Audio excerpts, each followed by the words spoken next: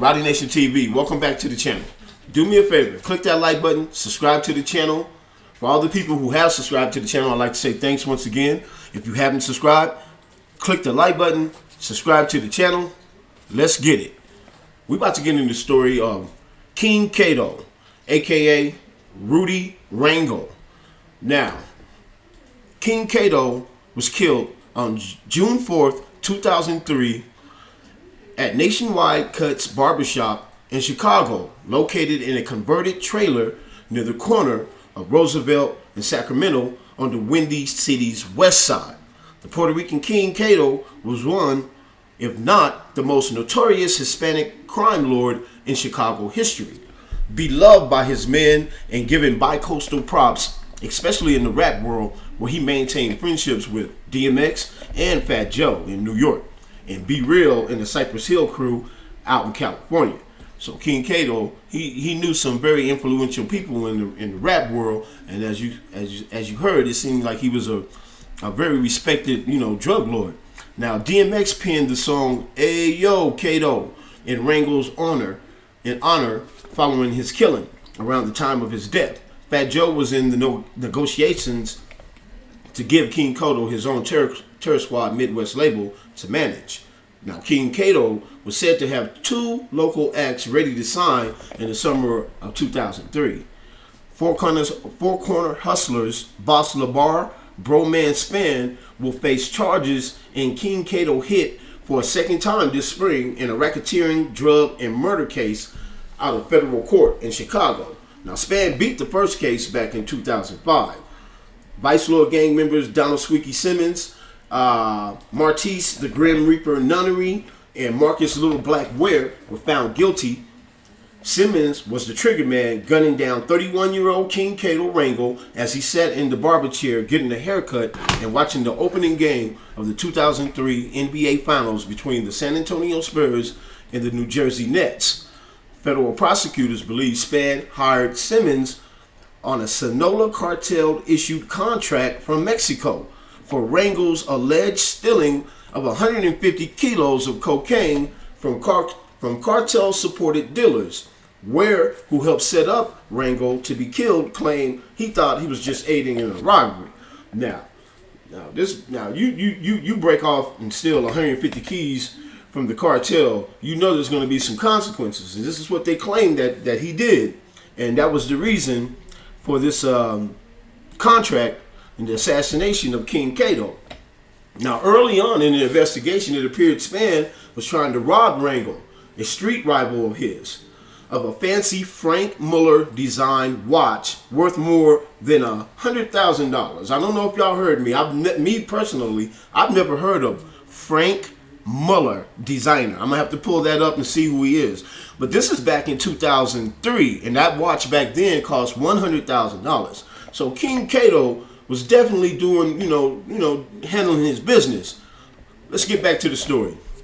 But later on, Squeaky Simmons told the FBI that Span gave him the contract on the notion that the lick he was doing was related to a 150 kilo drug shipment that turned up empty and upset the Sonora people.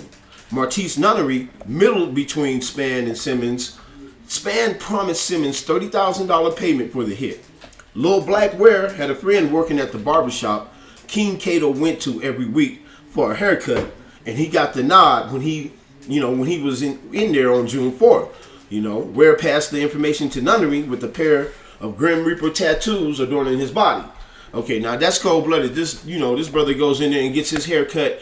I'm not sure how often. They said every week he would go in there, so he was very familiar with the people, in the barbershop. And here you are, you got snakes everywhere you go. You got to really be careful. So there was a snake in the barbershop who worked there who set this man up. Now, Simmons told authorities that Span gave him the gun to use to murder King Kato and was in the car, a red-colored Ford Taurus, that drove him to the barbershop that night. Ushering the executioner to his kill party, he testified at Span's upcoming trial. Now, everybody just turned a snake on each other after they done got busted for this, right? Now, Simmons told authorities, that he gave him the gun, to kill King Kato. "Don't miss, shorty. Come back when you're done. We'll be waiting for you," said Simmons of his conversation with Bro Man before he assassinated Rangel in the barber's chair, a la New York Italian Mafia Don Albert style. Now, King Kato grew up in the city south side of Chicago. A youngster, Rangel was friends with the Flores brothers. Now, you people, I'm going to let y'all know right now, I'm going to do a story on the Flores brothers. They're twins. They're the twins from Chicago. So, as you can see, he grew, this is all going to come back full circle. He was, he grew up with the twins, right? In a little village called, the little village they call, what they call this little village? It was a little Mexican village they call on the west side of Chicago. The Flores brothers rose to become the top American lieutenants of the narcos, Joaquin El Chapo Guzman himself. Now, the people that he was dealing with, Rangel, the two guys that he grew up with, are lieutenants of Chapo Guzman. Now, that's a very good story, too, about these twins, and we're going to get into that, too, but, like I said, it's all going to come full circle when we get around to it. So, Rangel benefited from the relationship, he had, with the twins on his rise up the ranks in the Latin Kings. After King Kato's murder, his wife Valerie began a romance with Junior Flores and disappeared with him and his brother into the witness protection program. The Flores boys decided to cooperate with the DEA in the late 2000s and help prosecutors convict the world's most rich and powerful drug boss, El Chapo Guzman. Now, hey, that's a mouthful right there, right? Now, like I said, if y'all pay attention to what we just said, Rangel, Kato grew up with the twins, right? He was, and they're claiming that he got killed over 150 kilo drug shipment, right? Now, he grew up with the twins who are the lieutenants of Chapo. So and now his wife, after he gets murdered, runs off with one of the twin brothers. That's kind of fishy to me, right? What y'all think, people? Let me know what y'all think in the comments, because I'm assuming that maybe that's cold-blooded. If he was getting his shipments of coke from the twins, and then they claim that he still stole 150 keys and had him killed, and then he takes off with his woman. That's cold, bro. I mean, all the women in the world and all the money that you got, man, it seemed like you could find your own woman, and it seemed like, maybe that might have been the reason for the hit. Who knows? You done hit this man to get hit, and then the connect takes off with his woman. That sounds very suspicious to me. But I don't know if you guys, like I said, I just want to get into this story of King Kato, Latin King boss, El Heffe himself, you know what I'm saying, out of Chicago. And I also like to say R.I.P. to King Kato, R.I.P. to King Kato, condolences to his family, you know what I'm saying, it seemed like he was about, like they said, Fat Joe was about to give him his own label, a Midwest label out in Chicago. And he, they said he had 2 acts that he was about to sign.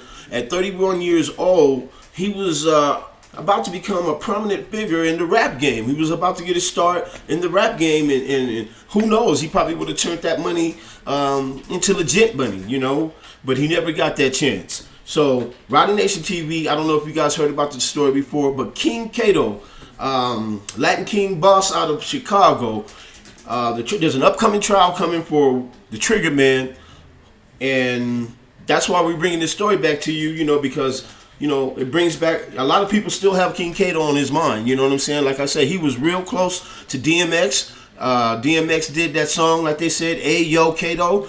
Him and DMX had a real nice relationship. So, and that's kind of, don't you think that's kind of strange too, after the passing and the death of DMX, that, we all know the troubles he had with his drug addiction and everything, but to have one of your friends that,